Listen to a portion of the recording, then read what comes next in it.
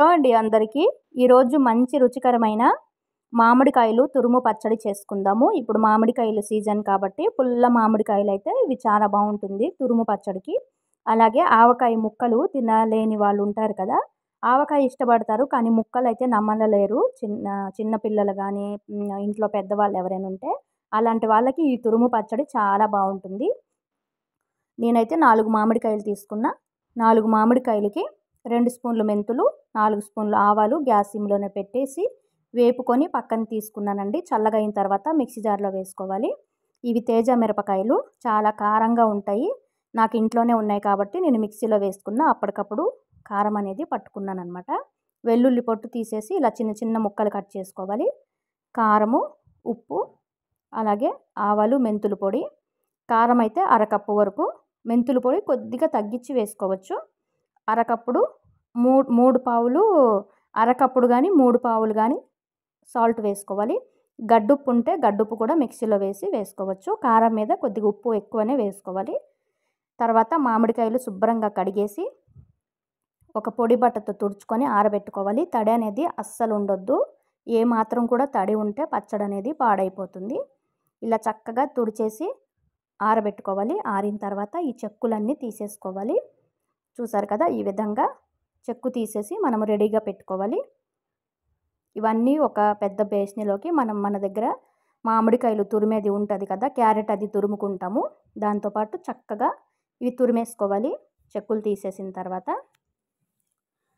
ఈ విధంగా 4 మామిడికాయలు చెక్కులు తీసేసుకున్న తర్వాత ఒక పెద్ద బేస్నిలో పెట్టేసుకొని చక్కగా ఇవంతా తురిమేస్తానండి. ఇలా తురుముకున్న తర్వాత మిగతా ప్రాసెస్ చేసుకోవచ్చు.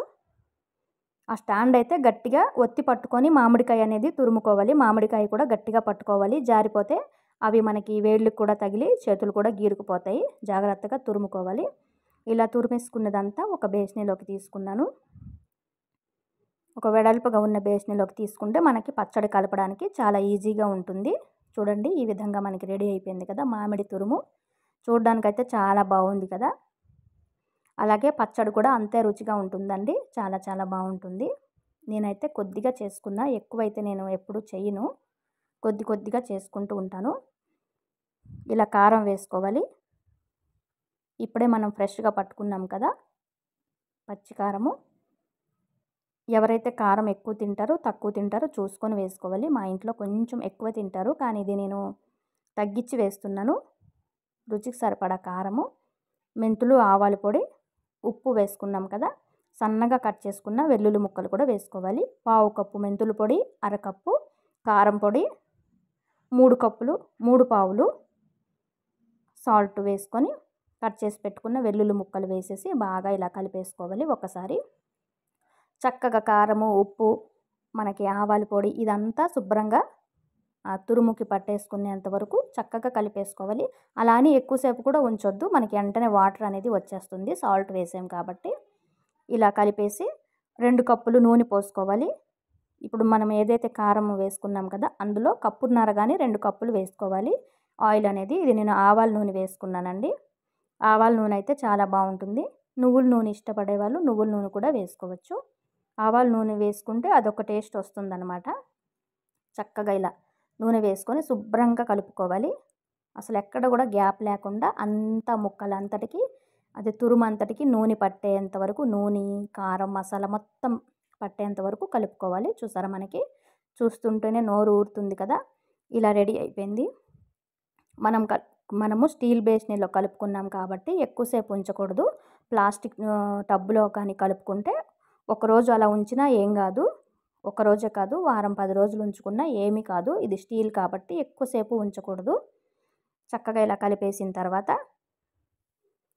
మనకి జాడీలో కావాలంటే జాడీలో వేసుకోవచ్చు, గాజు సీసాలైనా వేసుకోవచ్చు, ప్లాస్టిక్ డబ్బాలో కూడా వేసుకోవచ్చు. ఎందులో వీలైతే అందులో వేసుకోవచ్చు. ఇదంతా కలిపేసి చూడండి, కొద్దిసేపు మనకి అలా వదిలేస్తేనే పక్కకి నూనె అనేది వచ్చేస్తుంది. ఇప్పుడే కలిపాం కాబట్టి వెంటనే ఎక్కువ రాదు. మనం కలిపేటప్పుడే నూనె ఎక్కువ వేసుకుంటే తర్వాత డబ్బాలో వేసే కొద్దీ ఇంకా నెక్స్ట్ డే మనం ఈరోజు కలిపామంటే రేపటికల్లా నూనె అంతా పైకి తేలిపోతుంది. కాబట్టి కొద్దిగా తగ్గించేసుకోవచ్చు, ఏం పర్వాలేదు. ఉప్పు అది సరిపోకపోతే వేసుకోవచ్చు కానీ ఆయిల్ అయితే ఎక్కువగా పోసేవద్దు.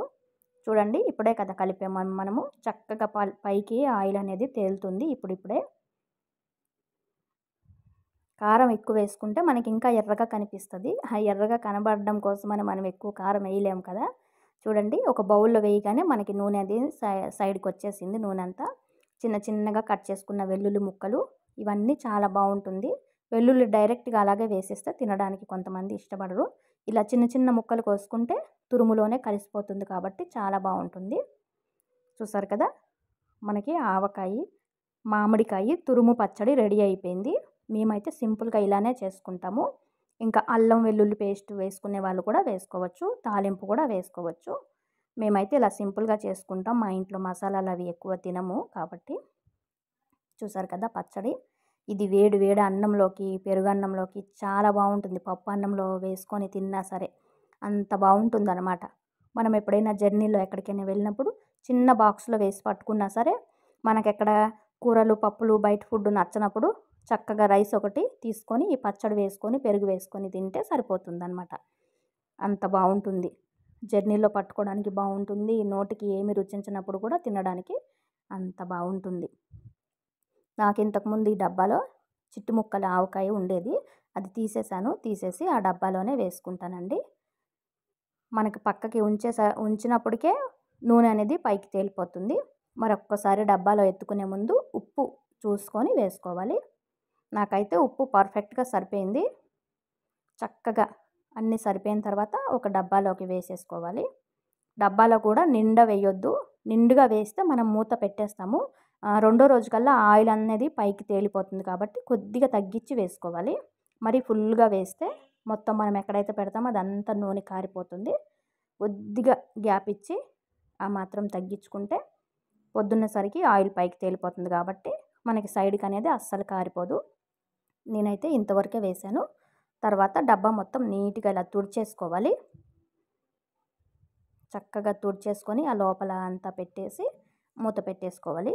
నేను కొద్దిగా చేశాను కాబట్టి చిన్న డబ్బాలో వేసుకున్న 4 మామిడికాయలే నేను చేశాను. చక్కగా ఇలా మూత పెట్టేసి పక్కన పెట్టేస్తే పొద్దున్న కల్లా చూస్తే ఆయిల్ అనేది పైకి తేలిపోతుంది.